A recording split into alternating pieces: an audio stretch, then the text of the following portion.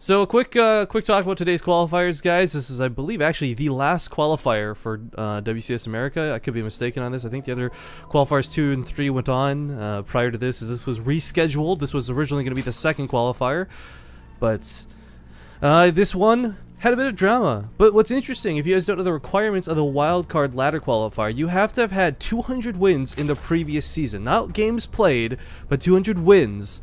And of course, we had a very high level of gameplay to be here. So both of these guys have certainly earned their slots to compete today. Spawning in the top left corner of the map, though, with a name that is just trolly and silly. Don't say it out loud. It is the player from Team Killing Spree, the Blue Zerg, known as Jig. French Canadian. And his opponent in the upper right. It is the Green Terran. The Kung Fu Panda. Well, not Panda. I just ruined that introduction by saying Panda by mistake. It is Avilo. I'm super sorry for messing that up. I was gonna do all these cool like sound effects, like boom, pow, poof, but did not sync up. All right, so Avilo last time he played against the Zerg player went for a bit of cheekiness on this map. With the SUV coming out like this, I imagine he's gonna employ the same strategy. Now here's a problem for Avilo. Okay, is he actually gonna build this? He's just waiting on minerals, so he is gonna build that second barracks. Jig, who had a walkover in the first round, was hanging out in Twitch chat. He was watching not just this stream, but a couple others to scout out his opponents. Intelligently so. So he probably, I don't know if he did, because I know that he was here at the start of the broadcast and took off. And of course, we're on like this massive delay, so there's no chance of stream cheating. Like, it's 5 minutes plus like 2 because Twitch is cool. This game will be over probably before he even starts on the stream, and there's no way for him to see this. But if he's got some good game sense, and if he did watch this series prior to this, he'll know that Avilo is capable of doing this. Now, can he stop this is going to be the big question. This is not a proxy 2 racks by any means. It's just a weirder second racks location. And as we saw in that previous series versus Solo, you can fully wall off the top of this ramp. A little shocked we don't have a second Overlord at home. We do have a drone coming out to scout, though.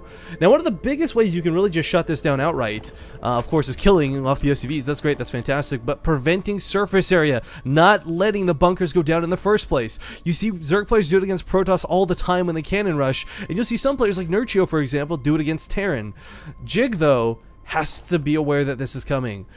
He hasn't scouted this, obviously, and that what's going on at home looks pretty normal. The only weird thing he's seeing is lack of 2 gases, and for a player like Avilo, that's a big tell. He's got to know this is going to be coming. Queen's on the way, some Lings are coming out, but what he has to do more than anything else is get a spine crawler down if he sees those bunkers ASAP, or prevent them from going down in the first place. Either way, as we see, Avilo has queued this up, and this build is something he's got pocketed and waiting to go. So a couple drones going to be pulled, or nope, a couple Lings can go on the SUVs trying to prevent this from going down. Spine crawlers immediately out of range of these bunkers, and that is quite key in this. These Lings are going to be limited on time. They do get an SUV. First blood. And despite the drone pull, a couple Marines are still safely nestled behind this bunker wall. So, takes down that first bunker. Avilo's pushing power is not dead yet, though. Of course, he's got these 2 bunkers which are about to finish in a second's time. And for Avilo, gonna get in the bunker. He does get in the bunker with 2 Marines. That's gonna definitely cause some hurt here to these drones. But again, these spine crawlers are finishing up. One of the key differences between this time and the game we saw versus Solo. Losing that Overlord's not gonna help matters. But there's a spine crawler down. Solo could barely even start making a spine crawler last time. Both of these will be in range of the bunker and should be able to peel this down. Now for Avilo, guys, this isn't the 11-11 racks you're used to seeing. Oh god, these spine crawlers are in range of the bunker. He has to reposition that first one. Second one's still in range of the bunker. Oh no, should have just gone from above, I think, would have been a better choice. Backs it up by 1 grid space, tries to move the other one around. He's got a lot of Lings saved up and can start trying to break this when he wants to. But the key thing that I was saying was this was not an all-in from Avilo. This wasn't an 11-11 racks. This is something that Jig should be able to kill off and Avilo should be able to macro out of if handled correctly. Still making SUVs behind this with a couple SUVs brought to the front lines. Finally, Jig finds a spot out of range of the bunkers, but with 5 SCVs repairing. My oh my.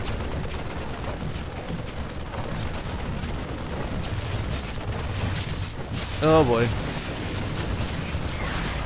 Well, bunkers are going to finally go down, and the Lings try and do what they can. This onslaught did definitely not catch Jig off guard, but a big part of this wasn't, again, no chance of cheating. There's no way to cheat in this matchup. He scouted it at the last second with the Overlord. He reacted by putting the spine cores down immediately, not preemptively. He didn't play this blindly, he played this reactionarily. And as we can see, guys, like, even if you don't know that this is coming, if you see it coming at an appropriate time, if you're a Zerg player who's like, wow, how am I ever going to deal with this? Do what Jig just did. Scout it out, see it coming, put the spine crawlers down in appropriate locations at the right time. Now with a lot of lings available on the map, there's not a lot that Jig can really do with these, unfortunately. Oh, that's not a full wall off, I don't think, is it? Is that a full wall off? I can't, that looks like it shouldn't be a full wall off, but if that is, then Avilo's actually safe and sound. But okay, command center coming down the natural. It might be on location, and I don't think that's full wall off. There's like a hole there, and I think there's a hole there. But still, tight chokes that lings don't want to fight in. Bunker coming down too will secure this, and of course you can just lift up and move that over. And Avilo, guys, look at the worker count here. He's not exactly super duper far behind. A big part of why Jig's got more workers is because that's how Zerg works, and he doesn't have to worry about making Marines. But again, did not have to cut workers to make this happen. This was not an 11-11 racks. I mean, he kind of stinted his production, absolutely, and his gas was incredibly late, but I think we're going to see Avilo play a very turtley game off this, and then that is okay. I love this second bunker coming down, though. Sometimes when you do this sort of pressure, like, if you guys have ever been on ladder in 2 racks as a Zerg player and failed at it, oftentimes there's a big counterattack, there's Bane links, what do? You end up losing, right? And that's what Avilo's trying to make sure doesn't happen with a second bunker, by making sure there's going to be that full wall off. But Jig said, screw it. There's no need to go all in. I held that off pretty nicely. I'm taking a third base. I got lings for map control. I've got that creep spread going. Hell, he's got the watchtower. I think Jig's feeling pretty comfortable at this stage of the game. I just want to know, is that a wall off? No, I knew that wasn't a wall off. That was driving me nuts. I had to find out if that was going to be the case. So if Avilo finds out that's not a wall off, he's going to have to start cleaning this up here in a moment's time. Another command center, third command center for the wall off. But again, not a wall off is the awkward thing about it.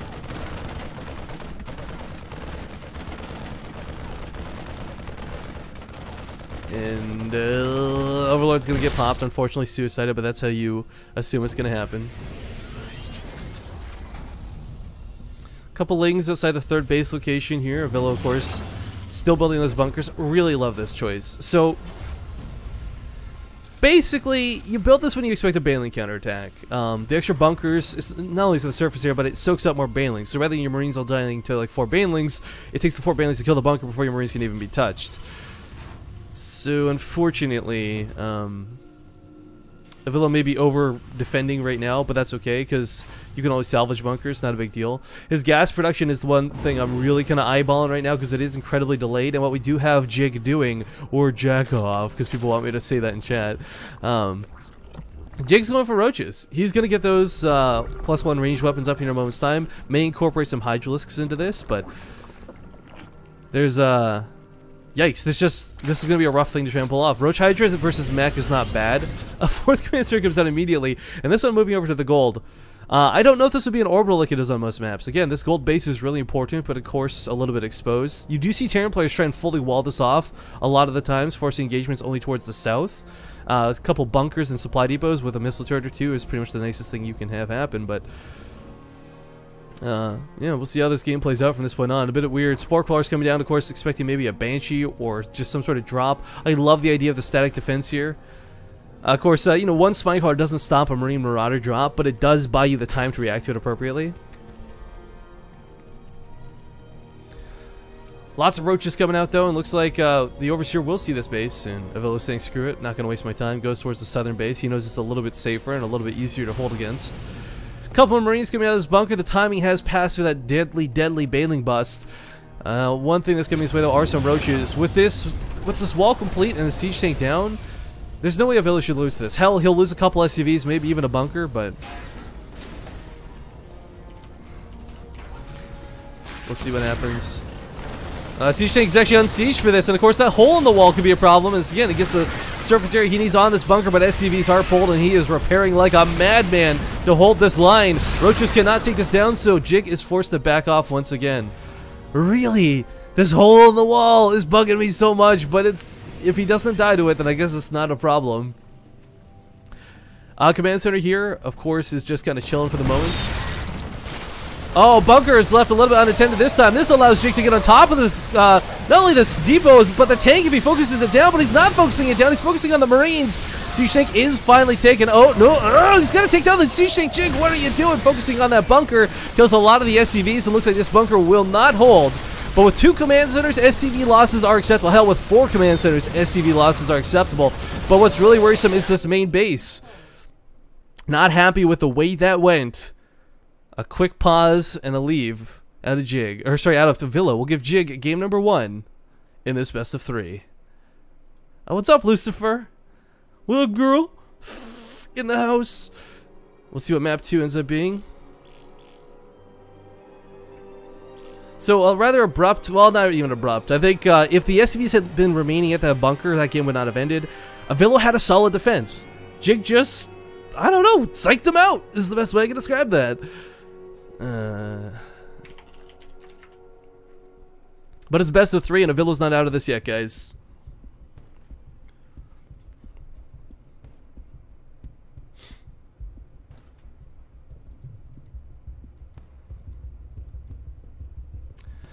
We'll see what comes. Sorry, I'm just waiting to see what the next map is so I can host this up.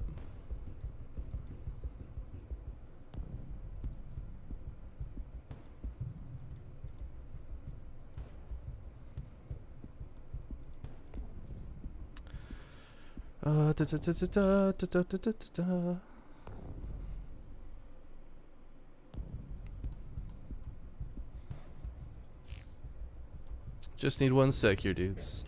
Avilo is not responding. Probably taking a small breather after that last game.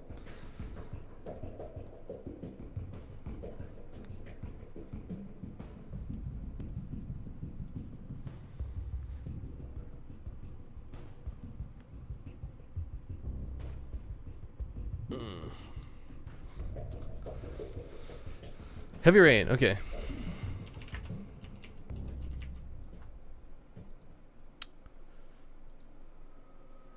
Game Heart Lights.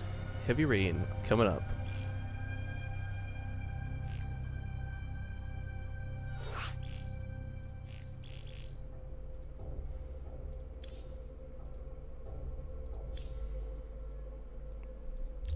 Alright, so one sec, guys. We're just getting the lobby made here. No commercials being played, of course, because we just want to focus on the StarCrafts, and I'm cool with that. Team 1 is Team Killing Spree. A, B, C, D, E, F, G, H, I, J, K. Oh, that'd be nice if I didn't have to worry about singing the alphabet every time I want to find these maps. But alright. Heavy rain coming up. We got the polls currently sitting at 46 people favoring Avilo for this series. A mere 20 for Jig. But of course, Jig is the one currently leading the map. And I was going to get water, but I forgot. I got like day-old water I really don't want to drink. Because if you guys know day-old water ends up tasting like gross-ass freaking, like, ugh. Just ugh. Ugh. Yeah, that was a mistake. I got some water after this series. But alright, this is for the WCS America Wildcard Challenger League qualifier, guys. This is the last qualifier, the last chance to get into WCS, I believe, unless they have another qualifier rescheduled that I missed. But for now, we'll pretend that this is the last chance to get in. There's no second bracket. There's no double elimination for this, guys. It's do or die. And spawning in the lower right corner of the map, he is the Green Terran. A very popular man of recent days, but one of the most renowned meching players on Twitch TV. Give it up for Avilo. And again, I'm probably saying that name wrong. Everyone gets mad at me. I am super sorry. His opponent in the top left of Heavy Rain, though, this massively large map with impossible to take thirds. It is the Blue Zerg, Jack Goff, aka Killing Spree's Jig. So pretty much, I kind of made a small joke there. Third bases are securable. You can take them pretty easily. Zerg players have no problem. Terran players sometimes even go as far as making a planetary fortress or just walling off this ledge over here. But one concrete reality is we double zoom out to look around. Lots of dead space in everybody's base. Even the natural. There's a lot of dead space for God knows why. And of course, this third has multiple attack paths and they're all very wide and exposed. Now, for a Zerg player, you might think, hey, that's not a problem. That shouldn't be an issue. I just get creep spread, I see everything coming, I react accordingly. It's like any other map. Except for last night in IEM, we saw Petraeus playing against, I believe it was QXC, and Blue Flame Hellions got like almost, oh god, like 90 worker kills in that game. Like, just because you see something's coming doesn't necessarily mean you hold it off. So for Jig, you know, he doesn't exactly have a base advantage as a Zerg player, but you are always going to play a little more comfortably than a Terran player. Very oftentimes, whether it's mech or hell, whether it's bio, you're going to see tanks spread out over here in the mid game to cover multiple locations. It's not fun trying to deal with a big open map like this, but it is Avilo's choice, so he's got something on his mind.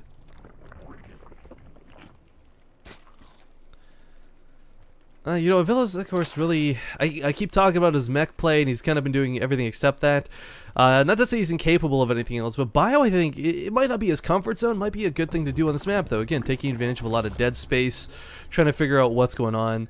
You know, it's not always the easiest thing for a Zerg player. You clear some of those overlords, you get that Pult Viking out, all of a sudden you've got a lot more map control, and you can sneak in places better.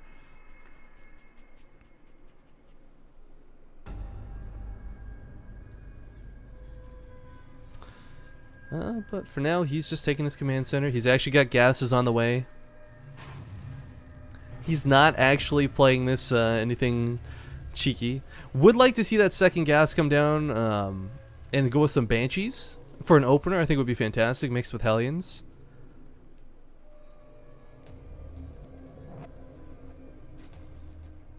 But for now, just trying to see the timing of that third base from our Zerg player. Of course, if you don't see a third base around the 6-minute mark, all of a sudden you're like, wait a minute, is this a 2-base all in? And you gotta calm down and freak out.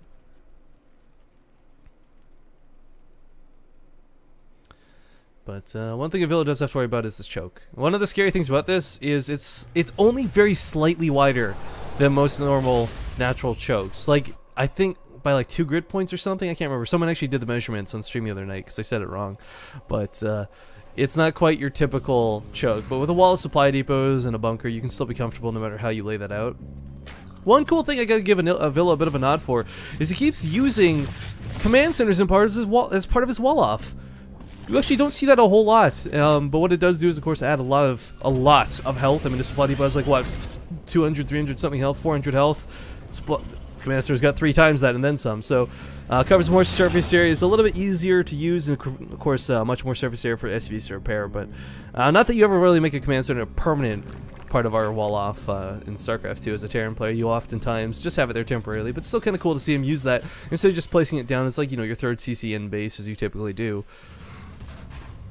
But the starport and the tech lab are coming out, so we are going to see those Hellion Banshees that I had my fingers oh so crossed for, and I missed first blood. Crap! We'll pretend the next Leona dies is first blood, okay? Okay, guys? Okay.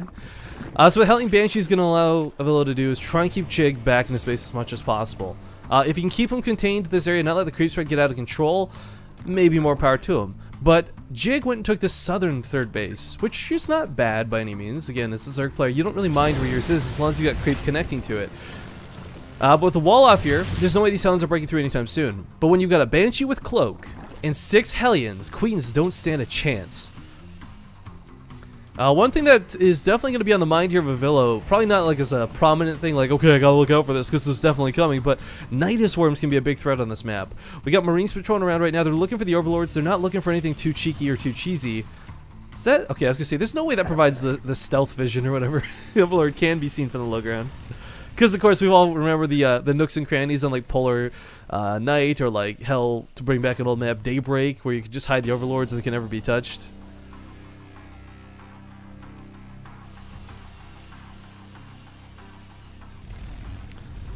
What again? Wall off coming down here for Avilo. He will be good against any sort of random run-bys, and, of course, pretty good against roaches if you can get that siege tank up on the high ground, too. But, of course, Siege Tank is not what he's looking to do. He's even got a Marauder out early like this. Avilo definitely feeling the sting of that last game, saying, alright, you know what? I'm not dealing with roaches.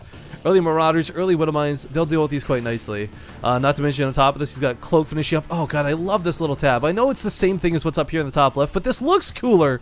And like I said it before last night, not only does it look cooler, it's not invasive. 2 things that are not easy to pull off with one another.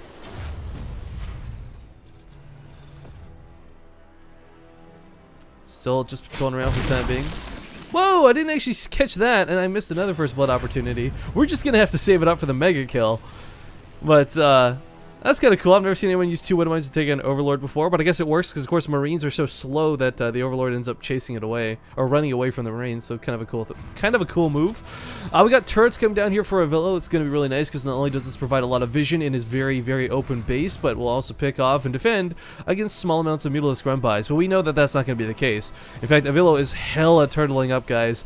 Going back to grassroots on this one. Really wants to make sure Mutalisks don't catch him off guard, but Mutalisks will not be, of course. What's coming is Roaches once again.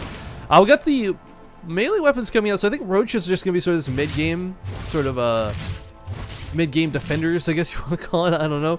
The Pult Viking coming out of the starport next. We're going to see 2 more factories come down in a moment's time, I imagine. Or else, why would he pull the starport off? I say with a question mark.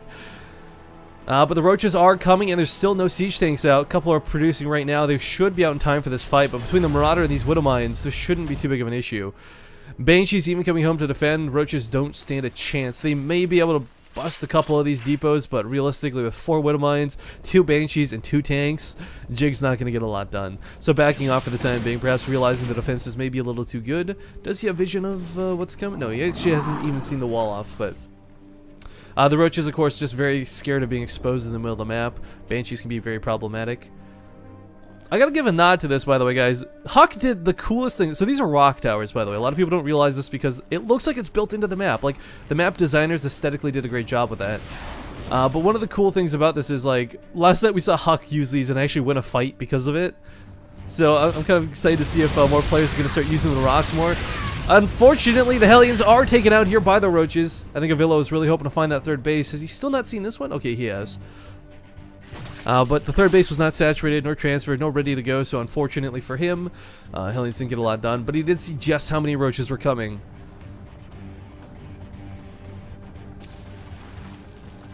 Okay, Widow Mines are burrowing. No overseers on the front line just yet, but there are overseers available. These do not have the Tunneling Claws upgrade, so a little bit of a slower burrow. Costs him a couple of Widow Mines, but gets a Roach for it. Actually, I don't think he even killed one of the Roaches for it, no. Wow, that was a very sad tank fire, I guess. Curious to see Avilo not incorporating Blue Flame into his army compilation, though. I mean, one of the big things that's really, really nice about Blue Flame is the fact that it doesn't affect Roaches, no. And it doesn't affect, well, it kind of affects Hydras, but usually you're dead before you can touch them. One of the most important things, though, is that it gets to the mineral lines, and you only need like 3 Hellions instead of 4 or 5 to get the same amount of damage done. And, of course, 2 Hellions can still even work sometimes if the armor count's low enough, but... You know, we got 2-2 on, well, at least it's level 2 armor upgrades. Sorry, I naturally assumed we had weapon upgrades coming out here for our Team Killing Spree player, but, you know, heading upgrades, albeit just a little bit, versus Avilo, who's only just now securing his 3rd. I really like that he maintained his Banshees from earlier on. They're not going to come into massive effect anytime soon, but they are really nice to have versus further attacks. A couple of Changelings, not going to quite trigger the Widow Mines, but they will be taken up by Avilo right away, so not caught off guard by that. I think Avilo also sees, no, he does not have information of this base coming down, but man, that's 5 bases for Jig, and what's really important is he's actually spined each of these up. Now, spine crawlers aren't going to hold off a giant push. If tanks come your way, you're still going to die. But Hellbat drops, which are sometimes popular in this matchup, would be thwarted fairly easily. Unfortunately, as we see, there's not a lot of investment into those things. Oh man, all my favorite people are stopping by to say hello. What's up, Harona? If you're still watching. This is not Maple's story, this is StarCraft 2. 3 Vipers on the way though, with some Broodlords possibly coming afterwards, will work fantastic against mech compositions, again, that are very tank heavy. The problem is Avilo starts off with this very strange, amalgamation, I guess, of units, if you want to call it that, where he doesn't go for your typical mech openings. He gets Thors out really quickly. He gets a decent amount of Hellbats, and of course his end goal is always going to be those Ravens. Where are those starports coming in? So with 2 starports on the way, and some nice Raven control, should be able to deal with any sort of Broodlord transition in a timely manner. But for now, he's going to have to worry about this first slamming of an attack, and this is going to be 3 Vipers, so that's... I don't think he'll utilize Abducts in this scenario. May try and go for it. Abducts are not bad to have, of course, and we do see missile turrets come down all over the place for Avilo to try and keep the Vipers at bay. But Blinding Cloud, I think, is going to be the strongest asset in this attack. I mean, you can abduct 2 or 3 of these tanks, sure, but you're going to get picked off in the time it takes you to do that. Widowmine's going to be great against this attack, too. There's no Overseers on the front lines. So Widowmines go off on the Vipers. Couple of blinding clouds go down, but the tanks are really well spread out of Avilo. We have the SCVs being pulled back immediately. Command Center is trying to be repaired. He doesn't want to lose it. Vikings, of course, a little bit useless for the moment, but the blinding clouds have worn off, and Jig's attack is completely thwarted. Avilo holds. And he doesn't even take that many SCV losses. Those Widowmines were fantastic for that attack. Siege tanks are in such a good spot, he can start leapfrogging them forward to re-secure this third base location. But of course, Jig was happy to give up some of this supply, because what's coming next are 12 Corruptors, and we all know Corruptors are rarely used for Corruptors, but indeed Broodlords. And this is kind of what I was talking about before, guys. So we saw the heavy investment into the melee upgrades initially, right? We got Carapace on the ground to benefit all units, but what's really key is I get excited. Sorry, I'm actually really excited for what's about to happen. We're going to see Corruptors. We're going to see Broodlords. We're going to see Jig try and force way too many Vikings out of Avilo. And if Avilo's got like 50 army supply of Vikings in the air, his tank count's going to lack. His ground army supply is going to lack. And that means that Jig can resupply on a massive amount of Lings, a huge amount of Ultras or Hell Roaches, and just storm through underneath. Now that's the goal of our Killing Spree player. Whether that's doable or not is going to be up to Avilo entirely. He's got Ravens on the way. If he can buy himself enough time, he can deal with this. The Widowmine spreads have been awesome, and of course he's going to need more turrets. But the Broodlords, man, what's going to end up happening here is friendly fire is going to go off, guys. Hellbats are good at cleaning these up. But as we see the splash damage from the tanks pretty much take out one of those Thors immediately, we do see the Corruptors trying to get in line for the Vikings, and the Widowmines do burrow, but the damage they do is not exactly extensive, so forced to kite around a little bit.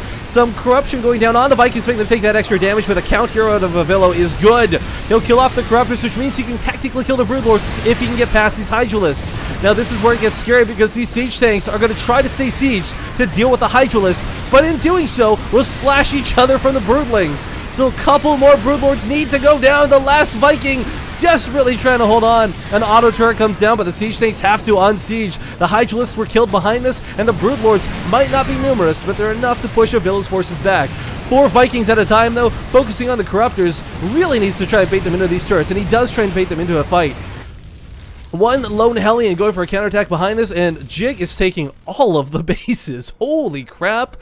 Avilo driven off of his third, a little unfortunate, but still happily mining off of his fourth, so he's not in a bad spot as far as economy goes, but he's not going to get that 20 Raven count anytime soon. He has to invest in Hellbats, not just because they're cheap, but because they will help deal with those the Broodlings. It's kind of like seeing Locusts, guys. It's not the biggest deal in the world. It's free units, and it's manageable to deal with. This Orbital going down is going to be a little bit devastating for Avilo to deal with, though. It had quite a bit of energy on it, but it's one of those necessary losses. Staying in this game, not bringing a bunch of SCVs forward, not willing to sacrifice the world to stay in this game. Still on that extra base, and now more Broodlords being invested into this.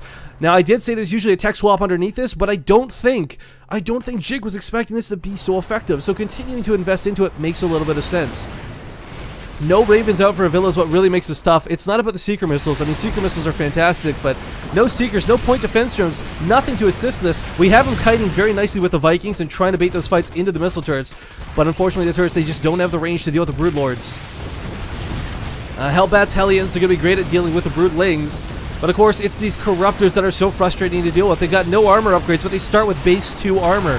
Vikings, of course, have only level 2 weapon upgrades, so not exactly the most effective things in the world, but still trying to deal with this as best he can. The Corruptor count has fallen a little bit, and the Planetary Fortress should be able to keep this at bay for the moment, but focusing on these Corruptors, Avilo finally has the Viking lead, the Viking superiority, if we could say that much, to take out the Corruptors, and in doing so will eventually allow him to get on these Broodlords. But a full surround by these Broodlings on this Planetary Fortress is going to make it so difficult to hold, and every time he gets some breathing room for the Broodlords, another Corruptor comes in. But finally, the Thors, the Vikings, he'll push into this, he will hold, and the Broodlords will fall. But as predicted earlier, guys, 25 Roaches, an Ultralisk Cavern, a huge tech swap coming behind this. But I don't think the Viking count was baited enough. There's a decent amount of Vikings in the air, but we don't see Avilo continuing to produce more. Sorry, I'm getting so excited about this. He was trying to do counterattacks while this was going on, notably so. Got a couple of kills here and there, but really nothing too much. Did actually knock down this hatchery with his one Hellbat, so big props to him.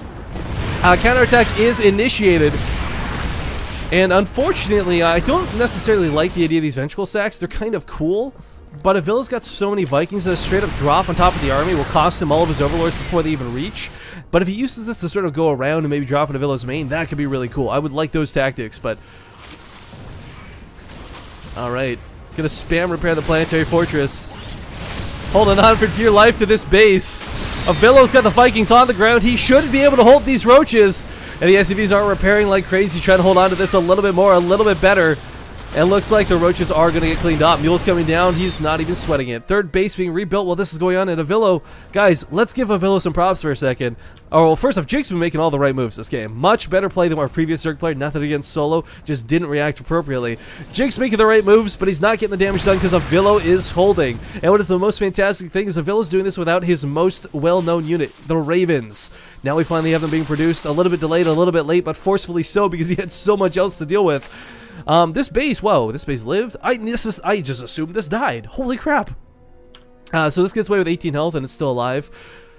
But still mining off of these other bases. Jig is not in dire straits for his economy anytime soon. Trying to hide the overlords though. I like this. He doesn't want to reveal to Avilo that this is the case. And you know what? If Avilo's army is all out here, and he comes in from the west side and drops into this base, these roaches do have the potential to kill all the factories and all of the starports. And a meching player, guys, you don't have 18 barracks with reactors like you do as a bio player. You typically have like 5, maybe 8 if you're lucky. In fact, Avilo has how many?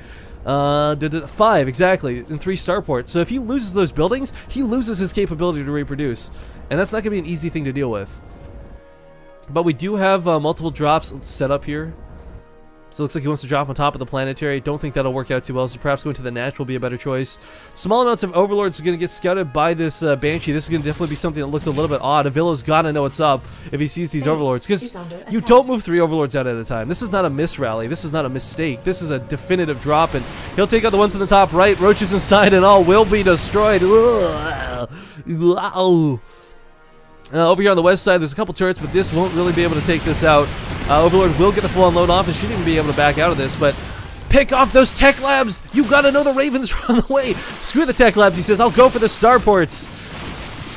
Ravens coming back home aren't really gonna be able to clean this up. One starport will fall, the Raven will not escape, and a couple secret missiles go down, but the burrow is not enough to out-heal that, I guess, so Banshee chipping away, that's the best he can. Of course, another Roach hit squad was going towards the 4th while this happened, but Avilo, he is on top of this. Losing 2 starports absolutely sucks.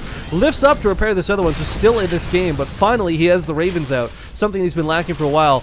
Ooh, don't lose this armory. Don't lose this armory. You're not on 3-3 yet, Avilo. Oh no, he's going to lose the armory, and that's going to suck. Ugh. Oh, don't lose the armor upgrades. Losing the one that wasn't researching is an acceptable loss, but losing these armor upgrades, Avilo, you need to repair this! Actually, the tanks, I take that back, should be able to deal with this. Burrow good in time, and of course there's that turret here, so not a big deal. Little bit scary there. So the armor upgrades are not that big of a deal. Like when an Ultralisk comes at you with 50 damage or whatever, like with the Kaiser Blades and the big hits, like you're still going to take that hits, even with the level 3 armor upgrades. But it's mostly for the air.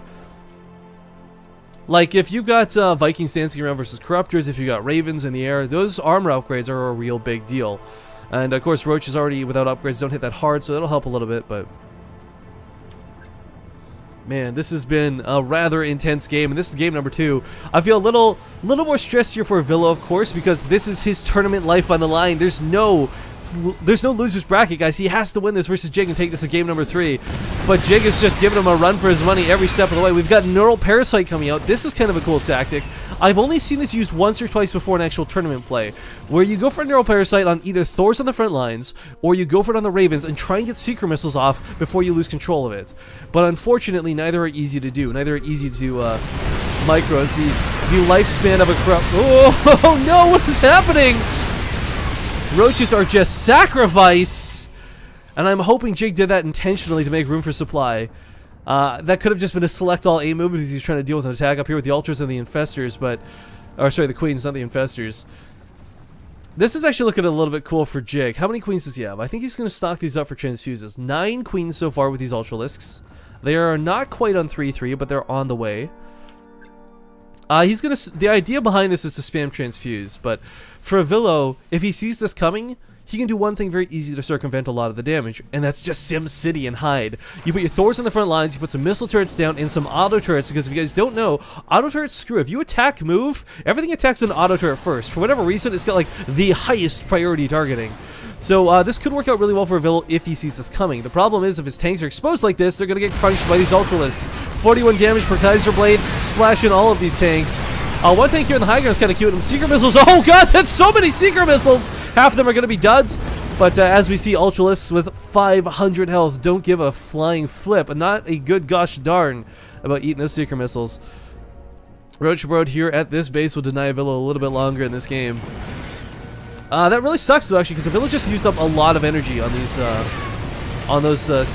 Ravens. Sorry. Try casting a big game like this without water, guys. I don't recommend it.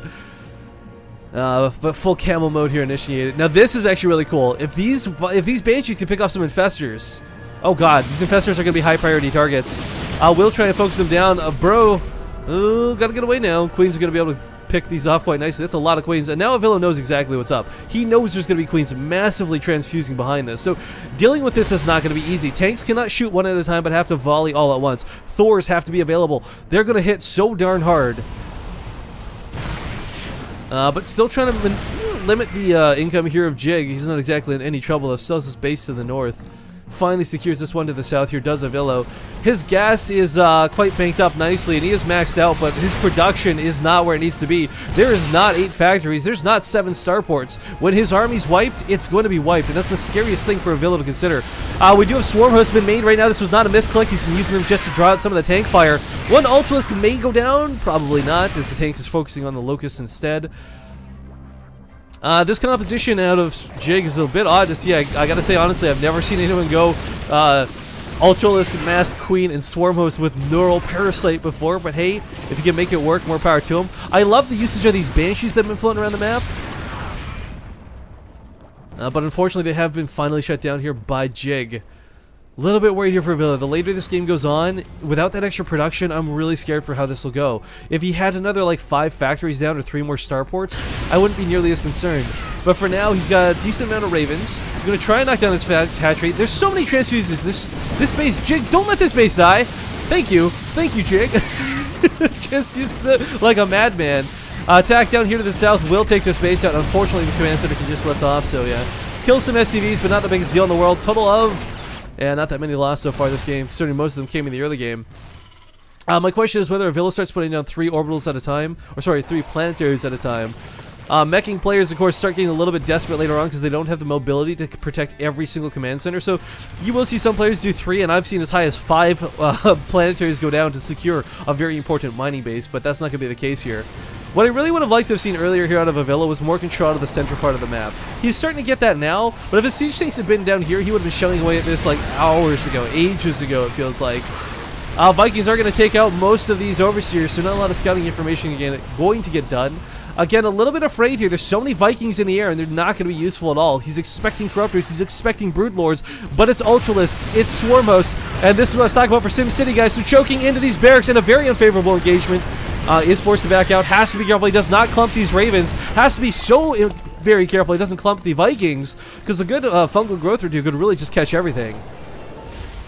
But both of these players just absolutely crazy with their multitasking right now. I can't get over it. Jig is constantly just all over the map. Avilo is so good at responding and defending. I mean, the resources lost right now, guys, in any other matchup for the game to be going on this long. You'd expect to see, like, you know, negative 50,000, negative 60,000, but of course that's not the case. Both players just playing as cost-effectively as they possibly can. Avilo's still not on 3-3 though, a little bit concerning, a little bit alarming, because typically you would see that mech player finished up his 3-3 long ago, especially with a bank like this. That's got to be a mistake. He's got to think he's already got this finished, because there's no reason, there's literally no reason for him to have A, no extra production, but B, more importantly, no 3-3. And I hope he realizes this, because that could cost him a couple engagements. Siege tanks do so much damage. Every upgrade makes them do even more. But a hatchery is trying to come down here for Jig. I don't think he's playing to mine off this, just kind of trying to prevent Avilo from taking that base. Vikings, desperately, this is the Heart of the Swarm cinematic Viking is what this is.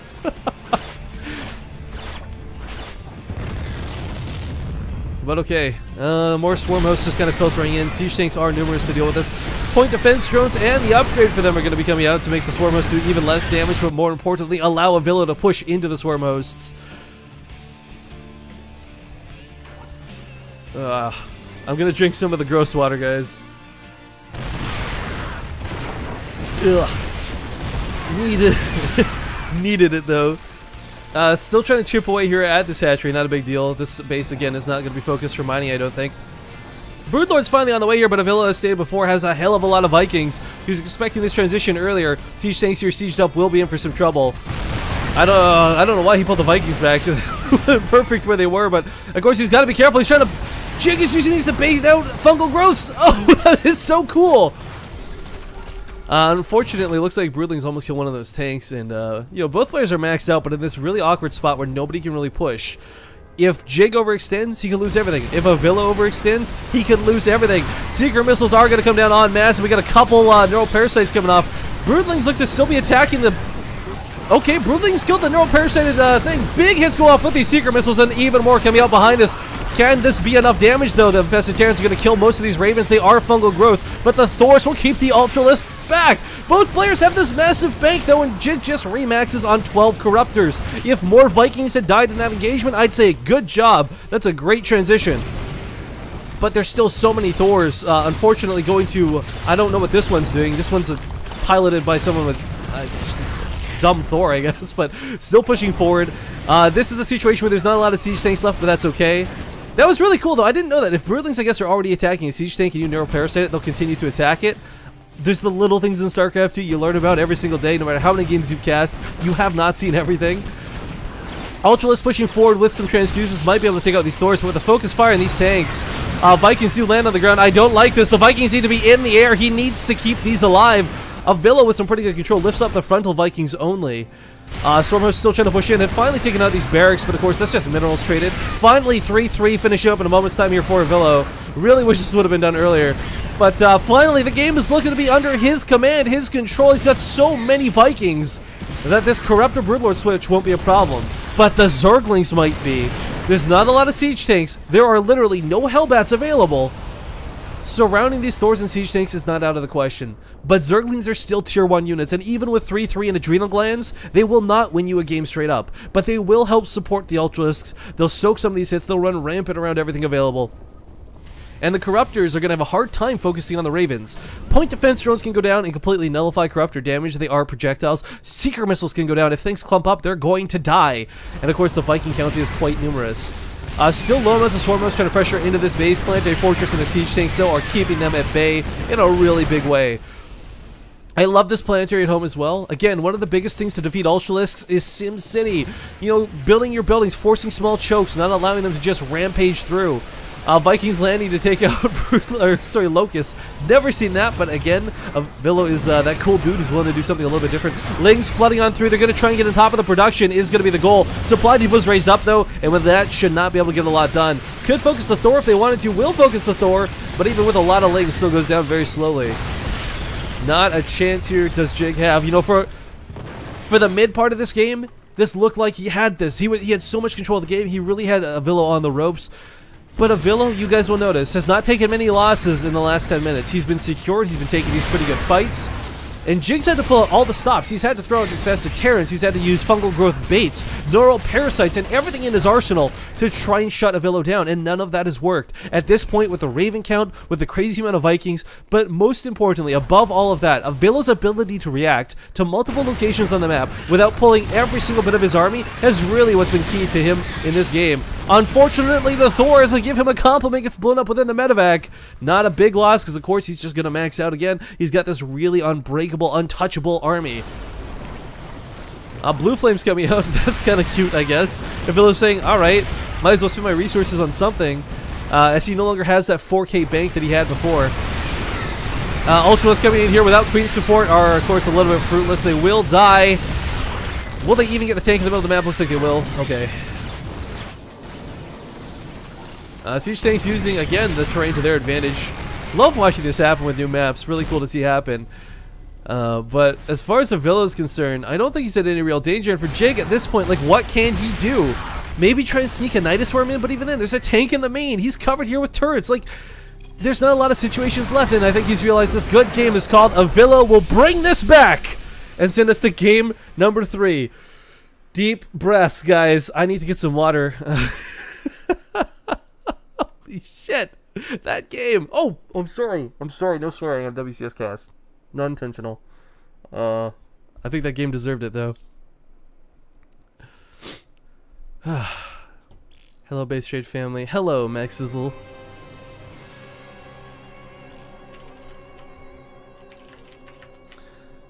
But alright, I'm gonna get some water. Well, we'll get the lobby up. I'm gonna get the lobby up first, of course.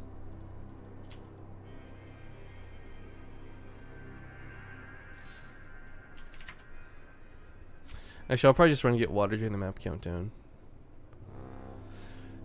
But this is why I want to see Avilo versus Firecake, guys. This is why we're going to put a $200 show match on between Avilo and Firecake in sometime February. Because games like these are very fun to watch. Whoa!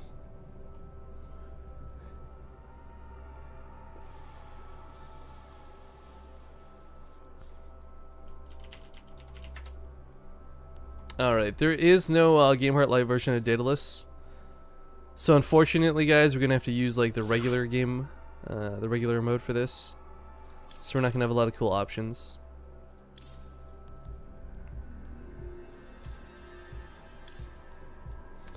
What a crazy game, though. I need some... Okay.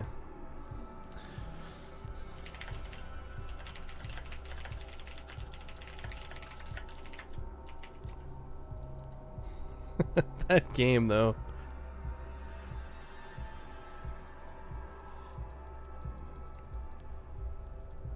Okay, Avila's taking a quick BRB, so I'm gonna grab some water.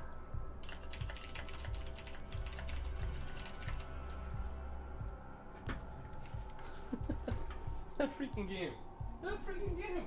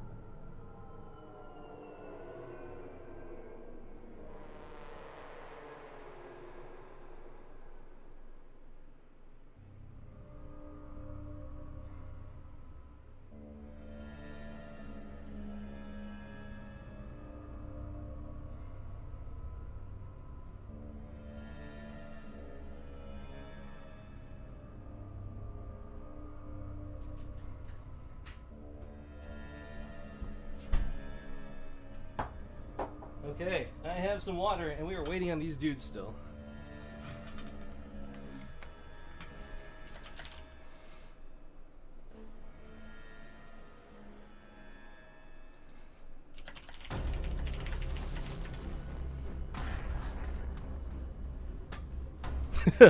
Oh man, I can actually watch the end of this game because of that massive delay. Holy moly. Don't forget to type !! brackets in chat if you guys want to see what's going on, to see the other games that are available and what's being played out.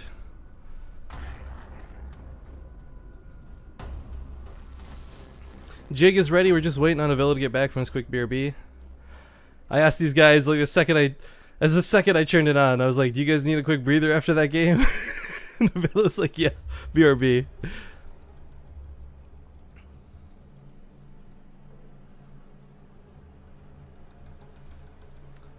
But yeah, the brackets advance forward, and if you guys want to see any matches, I'm sorry, there's just too much going on with chat, and I got to focus on this game. If you want to see more of your favorite players, if you want to see people in particular, tweet at me. My Twitter's right over there at @riff_kings. You can follow me while you're at it. But if you want to just get your voice heard and let me know what matches you want to see, that's the best way to do it. There's a lot of really good players in these brackets, and there's a lot of good games to be had. The problem is, I'm one man operating his stream and hosting games and trying to make sure everything goes accordingly, so somewhat limited on what I can provide to you. But what I am going to look into is possibly Czech versus Bomber, if this game isn't like 9 years long.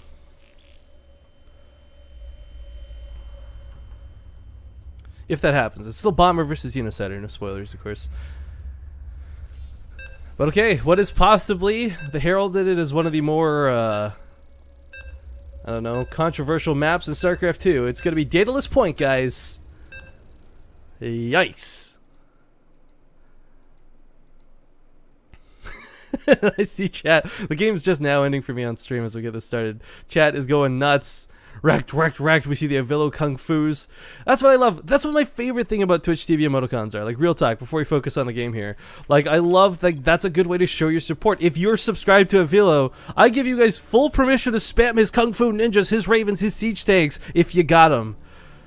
And unfortunately, Jake has no cool emoticons for him. QQQ. Game but, paused. oh, taking a small little bit of a wait. Don't we have vetoes? Ugh. I can't type.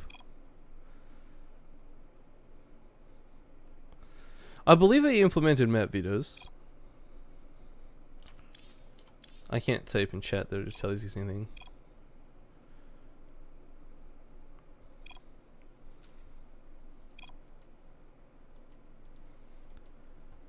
I'm not an admin, so I can't weigh in on this. I don't know the rules as far as that stuff goes.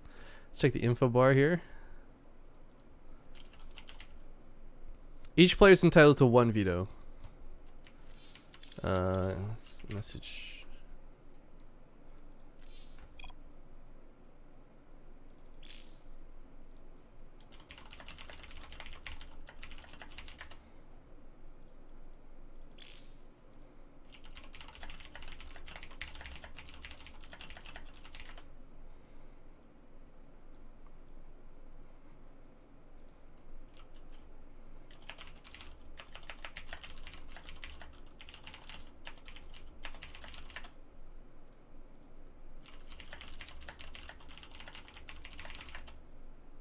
So make sure these guys know I'm not an admin. I don't want to have problems made because they misinterpreted what I'm saying. But it does say, I can put this on the stream here real quick.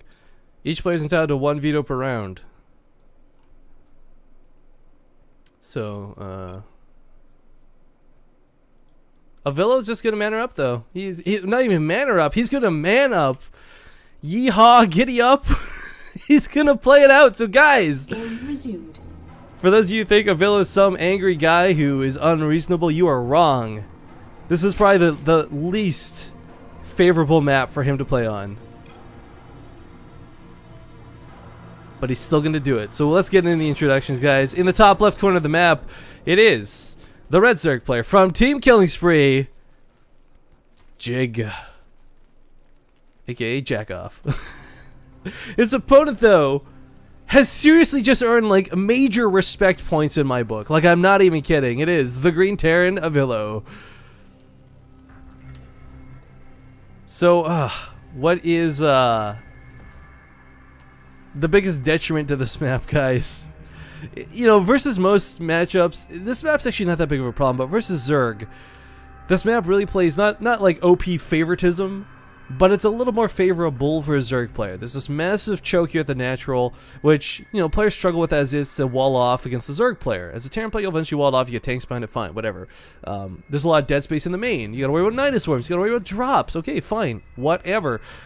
But it's this third base that gets so often ignored, because you need like 5 planetary fortresses, some supply depots and turrets. Like, you can't really turtle wall this off. And for a player who plays Avilo style, that could be a little bit problematic. Securing a 4th is where you want to be as a mech player. Securing a 3rd is that nice little zone. But, for now, we'll see how this goes. I can't even theorize about this map. Like, this map is vetoed, like, every time I've ever seen it in a map pool. It's been played out rarely and only forced on WCS America. These are like kind of literally the only games I've cast with this map have been in WCS America. They did not have a veto system. Let's back up and talk about that actually real quick.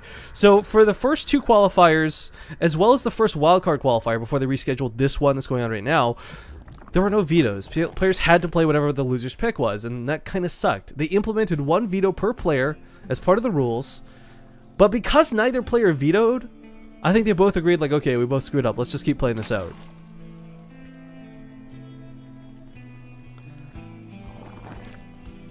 But, yeah.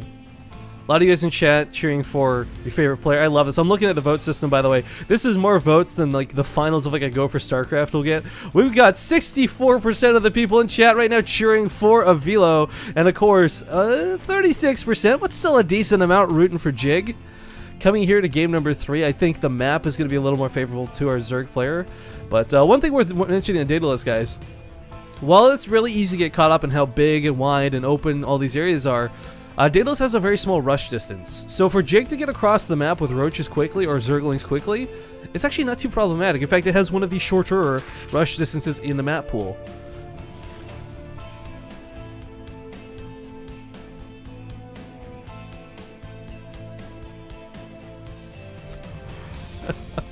Sorry, I'm getting too caught up in watching chat. Focusing more on the game, I've turned chat off, so I love you guys so much. But I gotta minimize it because you guys are getting ridiculous, and you're awesome for it. But, okay. SCV gonna be chased northward, does go down. First blood is called, and, of course, if anyone's tuning in for the first time in this stream and you're wondering, that doesn't affect players at all. They can't see it, and it doesn't cause lag in game. It's just a wonderful overlay we do for funsies.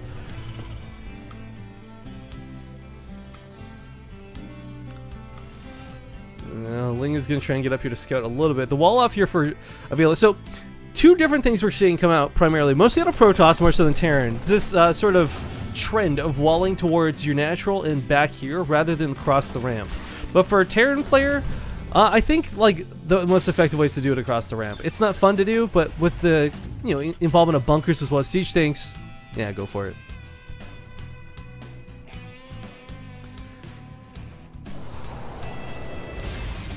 But some Hellions maintaining control in the middle of the map. I did not catch this because I am a Terabad. This is Blue Flame Hellions coming out. Now what happens here, I'm going to talk about this, like ignoring the fact that I've been looking at everything except for that factory down there. Second factory in the main, it gets scouted. If there's a reactor on, if there's a tech lab on it and it's researching, Jig immediately knows, oh, you're going Blue Flame Hellion. The key thing for Blue Flame Hellion, guys, is the fact that it doesn't get scouted. If 10 roaches are made before your Hellions get to the base, you're done for. You're going to get no damage done. But as far as Jig is concerned, right now, this is like regular Hellions. 1 factory, 1 reactor, 6 Hellions, typical stuff. But Avilo's going to use the fact that there's no walling off on this map against Jig. Because typically you've got 2 evolution chambers and a roach warren with a couple of Gwains and it chokes it off, no problem. Jig's getting some extra spine crawlers down. Does he know this is, there's no way he knows this is coming. No, he hasn't scouted this. I think he's just worried about Hellions slipping by anyways. Like, this is, I think, entirely and truthfully, I think these are just precautionary spines coming down in case those 6 Hellions try to run past the Queens, because Hellions are hard enough to deal with as is. Hell, there's an evolution chamber coming all the way back here instead of the front lines. I don't like that, actually. But, of course, it's going to be Blue Flame Hellions. Avilo has hidden these. He's banked them up. Now he's got a very healthy Hellion count of about 11. And the idea is you just storm in, you go for this giant blitz sort of attack. This is going to work out so fantastically well because Jig is not ready for it. Roaches are not on the way. He cannot rely on spine crawlers. They're slow. They take forever to reposition. Hellions have got to go through this awkward wall first and they get caught in the Queens. Avilo, control your Hellions! Avilo, control your Hellions! Ah! Okay, 3 of them go down, but so many make it to the mineral lines and they have blue flame, so Jig is going to lose workers. Unfortunately for Avilo, though, he gets the worst positioning possible. Gets a pretty good volley off towards the end. 7 workers down for 11 Hellions. Not really worthwhile. Queen even kind of choking it off on the ramp. This was terrible for both players. So, worse so for Avilo, because investing like this, you're meant to get so many drone kills. Like, you're supposed to win the game off of this fact. Like, this is the snowball effect you get. But because Jig held that, because so many, there's like 4 or 5 Hellions that got stuck here, the effectiveness was really killed down. And now there's a giant amount of roaches coming. This one bunker doesn't cover the entire wall. He can't keep the roaches out of his base. There's no siege tanks coming. It's more Blue Flame Hellions, and they don't do jack all versus jack goffs. Roaches. Avilo, guys, may lose the game right here. I'm hoping he doesn't, but this map, this freaking map with that choke is gonna not play well here. Lots of roaches do get into the base. Siege tank is out, but where can he put this? But the roaches are gonna get right on top of it. Avilo's trying to keep a cool head though. He's not overreacting. That full wall off did not go down though, so more roaches are coming in. can't say I love this, but putting a wall off here instead is kind of a cool move. And this is what I was talking about. Players following this trend of like making the wall go towards the natural instead. Looks like Avilo actually got a lot of drone kills when this was going on, guys. A couple were retreated towards the main, but up to 21 workers. A lot better than the 7 he had before. So that Hellion run by while this was going on, not too shabby. There's a Hellbat on the front line here, and if he can keep these roaches out, maybe he stays in this game. But that second siege tank cannot go where that first siege tank is. It needs to be over here. Hiding towards the command center, though. Alright. Blizzard can't be serious. I'm gonna have to agree with Avilo on this one, guys. This map is pretty ridiculous, but, you know, Avilo didn't turtle up. He went really aggressive, and it didn't pay off, so he's paying the price for it. Roach is going to come in on top of the tanks. Some SUVs are going to be on top of the suit to do what they can, but the Hellbat should be able to hold the lines. Still no full wall off, but no more reinforcements coming. Avilo takes some damage here for sure. Jig helps even up the worker kill count, but not even evens it up. Avilo's still in this game. A little bit frustrating for him. Just a tad. But still, he's in this game, and that's the key thing. Now that he's established this base, the scary thing is Jig's actually making a spire while this is going on. He didn't continue to produce roaches, and my oh my, this creep spread is getting insane. Really spread out with a lot of queens and a lot of tumors. Mutalisks are going to be a huge problem. Avilo typically has Thors out at this point, right? Like, we've watched his game so far. He's got 2 Thors, not a lot of tanks, and some Hellbats to go with this. But everything he's doing this game is a little bit stinted, a little bit delayed, and a little bit off. Engineering Bay actually being so late, it's not going to be too problematic. The Mutalisks will get to his base, but he should be able to get some turrets down in time. The problem is there's no way. It's simply impossible for Avilo to cover 100% of his base. It's so spread out. It's so wide. He hasn't even finished the wall off. So turrets are no way going to keep him safe and sound in this game. He's going to absolutely need some Thors. He's got one on the way, and I didn't notice there's like a... Oh, okay, that's kind of cool. A Hydralisk being operated on, dissected over here on Daedalus Point.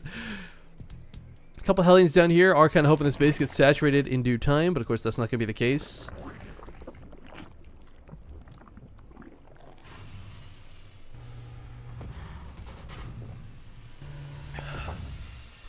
But okay, a mangled wall is finally patched up. It's kind of like the... this is... Okay, anime nerds are gonna get so mad at me for saying this, but it's kind of like Attack on Titan, right? Like, you gotta rely on the wall. If the wall falls, then you have, like, no chance to hold off the Titans that come behind it. But one missile turret down, one bunker should be able to keep most of these tanks safe and sound. Some Widow Mines will bro too, but loses a tank nonetheless. Thor has been revealed. Thor is here! Will drive the Mutalisks back, but we got Swarmhouse coming up next. And for Avilo, guys, this is typically when you want to be on that third base. When you want to be mining those extra geysers.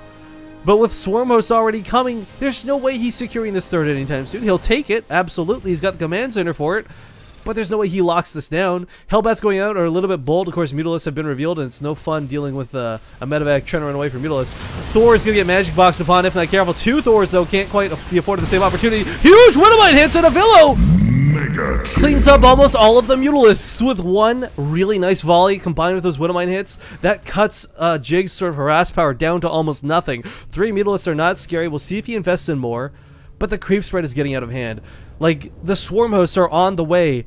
I can't believe how much of this map is already covered in creep, and Avilo's going to be playing the toughest game of his life for what is one of the most important games of 2014 to get him into the Challenger League, to get him into the chance to even compete for WCS, because if he goes out, hell, if Jig goes out, if either player loses this match, they're done for, and they're going to have a very, very sad day to deal with. Mutalisks do bypass this medevac. They will try and catch it. I don't actually know if 3 Mutalisks is enough to really be a huge threat. They will eventually kill this, of course, but this isn't going to get one shot by any means. If the boosters can come off cooldown once again, and they will in a second's time, he can still try to unload these Hellbats. It's not going to happen, though. Avilo not controlling it. Doesn't go for the activation of those thrusters, but that's okay.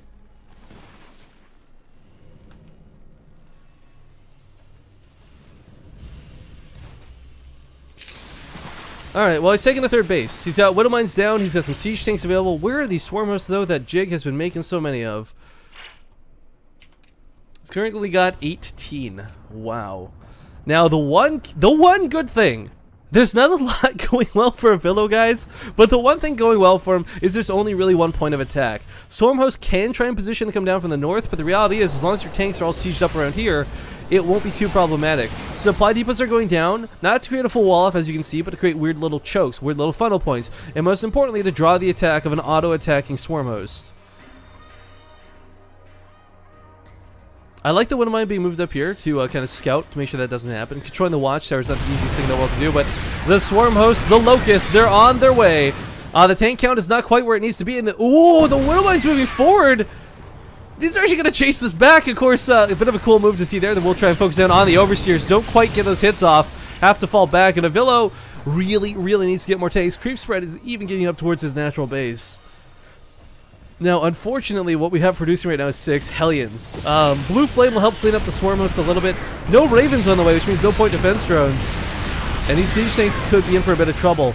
Enduring Locust has begun, but it's not like he really needs them. The Swarmhosts are right outside of Avilo's base. Widow Mines are going to help, albeit just a little bit versus this, but not a whole lot. But this is that choke point I was talking about. Funneling the Locusts in, making sure they can't all attack. It's kind of like having ghetto force fields. Couple Hellions moving around the map. They don't quite have transformation servos yet, so somewhat limited on what they can do. Of course, a Hellbat can take on a Spinecrawler, but a Hellion can't. Couple of Swarmhosts misrallied, but when you've got freaking 29 of them, it's okay to misrally a couple. Vikings in the air are providing no favors to this army, and oh god, the tanks are being picked apart. Ladies and gentlemen, unless Avilo can get his tank count up and quickly, he's going to have to sacrifice this base. He's going to lose everything, bleeding out slowly on the front lines. Widow Mines are being repaired, and a couple good hits will take out a majority of those initial, the initial Locusts here, but there's no Ravens, there's no Banshees, there's no way to pick off these, and in fact, there's even a Spore Crawler down in case either of those were coming. Siege tanks a little further back, a little seated into this. We got Hellbat's going to try and do what they can to aid into this, but there's so many Locusts. The siege tank count is simply not high enough, and he's trying to get it there. He's losing 2 tanks per time, and he's only producing 2 at a time. So little bit by little bit, Jig is pulling ahead. The one difference is Avilo's got a 4th base rather. Command Center coming down is going to obviously want to try and become a bit of a planetary fortress to buy him more time if he can, but the last couple tanks are going down. Avilo's losing his Thors. He's going to be losing his mind. Because it's not the map that is screwing him over right now, but it's just a severely insane amount of Locusts. This is not looking good for our Terran player. 35 Swarmhosts are just aggressively moving forward. You can call it BM, but it's a little bit of a closer position. This is so many Locusts. The Orbital Command Center is forced to lift, and like I said, he has to give up this position, but he took that 4th. He's still mining off of another base, but oh, he saw the SCV retreat. Oh no, forced to lift up and give up another base is going to be a little bit detrimental here to Avilo, who's finally turning up with it, turtling up, pardon me, within his main. But pushing into an army like this is going to require some very intense leapfrogging. We do have Banshees finally on the way, and a big part of the Banshee being involved in this instead of the Raven is because they don't require energy to attack, and there's so many Swarmhosts that he knows there's not going to be a lot of anti-air. Unfortunately, the SCVs are trying to retreat away, but this is kind of a lost cause in that regard. The problem for Avilo at this point, guys, is he's got no gas. Without that 3rd base, without those geysers 5 and 6 mining, he's not going to be able to produce what he needs to push forward in this game. Like 100% of this freaking map is covered in creep at this point. We've got tanks trying to match out to these Swarmhosts, but there's so many of them. Like, this is Avilo dealing with what is an almost maxed out supply of Swarmhosts, guys. This is 32 Swarmhosts. There's no Hydralisks, there's no Roaches.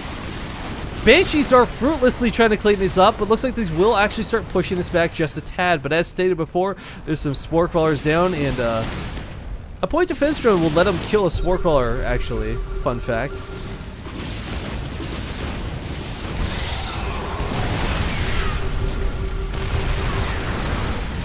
But okay. Finally getting some leeway, finally getting a bit of breathing room here. He's driving back the Swarmhost. But 1, 2, 3, 4, 5, 6, and 7 bases for young Jig. One of them is going to get fried alive here, but there's not a lot of drones, so it's not going to be worth the Hellion investment. If he could transform them to Hellbats, he could kill the Spinecrawlers, but he can't, so that's kind of unfortunate. Recognizing that Avilo's investing primarily in siege tanks once again, we have Mutalisks being made. Kind of a cute move here. I like this a lot because there's not going to be a lot of Thors, there's not going to be a lot of Widow Mines, and of course, good luck, have fun using Vikings versus Mutalisks like this. trying to stay on top of these swarm hosts. So I gotta give it to Avilo. He's making the right moves, guys. He's doing what he can to be on top of the biggest threats possible, but unfortunately, even then, appears to be not quite what he needs. Vikings on the ground, going to try and take out some of these queens. Kind of a cool move there, but needs to lift them up because the locusts are coming. A good reaction here out of Avilo. Mutalisks, though, are going to get massacred by combination turrets and Thors. So once again, Jig loses all of his Mutalisks. A player who is much more comfortable with his ground units than his air units, it would appear. Vikings are keeping the Overseers at base so that the Cloaked Banshees can get some work done, but he's really trying to secure this base. You know, any other player at this point would have tapped out long ago. Avilo, who is complaining about this map in the first place, is still finding a way to not just stay in the game. He's not simply staying in the game, but still be competitive, still drive Jig back, and allow himself to take expansions. This siege tank line is magnificent, but he needs to start clearing up creeps so he can get some surface area down for missile turrets. Creep spread over here was good enough that it's actually going to deny the command center for a little bit. Needs to kill this tumor as well. I don't think he realized that. But, oh, there's that Corruptor swap, guys, and this time, unlike the previous series, where we saw Jig go for crazy Corruptors, they had no upgrades. There was no armor upgrades, there was like +1 weapon upgrades, I believe, but this time it's 2-2. The Corruptors are not going to be easily dealt with by kiting with Vikings. Yes, you still have to kite with Vikings, and they're going to help a little bit, but realistically speaking, Corruptors and Broodlords and Swarm Hosts are going to be way too many free units for Avilo to deal with. And of course, tanks, it's really unfortunate because you need to leave the tanks siege to kill the locusts, but if you unsiege them to save them from the broodlings, then the locusts kill you. It's a bit of a catch-22 and something that I don't think Avilo wants to deal with. But he's got ravens out. Some point defense drones will help hold the line, and he's going to need even more ravens if he wants to take on this army. Does scan, does not catch the Corruptors, however, we'll see them this time. This army is not good enough to engage into it. A couple of secret missiles may go off, will need to go off, but the Vikings are in full retreat. This will drive the Corruptors back, and ooh, Jig splits at the last second. Still takes some pretty heavy hits, but minimizes the damage. This is why you see a lot of Terran players invest in turrets all over the place, so that the Corruptors can't just push forward into your Ravens and into your Vikings. The problem is there's so many Swarm Hosts, so many Locusts still pushing forward, there's no opportunity for Avilo to do this! Still trying to secure both of these bases. He does not, I repeat, does not have enough tanks here in the southern location. He's bleeding out tanks, albeit slowly, to these Locusts. Too many tanks up here in the north, but because he needs every single one of them, it makes a little bit of sense. Thors are going to be a nice little asset to this army, but the tanks are cleaned up to the south. Now the Broodlords are showing up. The Broodlords, the Swarm Host can push in uncontested, and he has to reposition some of his tanks. But he can't take too many away, because if he takes too many away, the north will fall. Avilo's actually in a lot of trouble at this base right now, guys. Don't underestimate how big of a deal losing those 4 tanks were. Now we've got actually some Spore Crawlers being made here in the front lines. So Locusts, Swarm Host will not die to 1 Seeker Missile, of course. But if he uses his energy on those Seekers for the Swarm Host, then he's gonna struggle against the air transition. And the air transition, let's be honest, guys, is a lot more deadly right now than these Locusts are. Locusts are gonna be problematic no matter what, but the Broodlings cause friendly fire damage, which is something that Avilo's not prepared to deal with currently. Siege tanks sieged up are gonna do a little bit of friendly fire as predicted. Can the Seeker missiles be good? Every single unit in this army is clumped, but the energy just isn't there. He runs the Seekers into the Vikings! Avilo friendly fires himself! With the Seeker missiles, pays off in a very, very bad manner, and looks like tanks are driven back in full. Couple of Broodlords still pushing forward, but Avilo's still in this game. Unfortunately, he lost almost all of his Vikings, so he's going to lose the air battle, and in losing the air battle, may slowly bleed out to finally lose the actual game. Another Seeker missile is going to come off, but Jig, with such good control, runs these units forward, YOLO, into the army of Avilo to make sure that Seeker missile hurts him more than it hurts Jig. And looks like Avilo, deep breaths, guys. He played a really good game. No one can contest that, but he's gonna have to go down. Jig will advance in the brackets 2-1 over our meching master.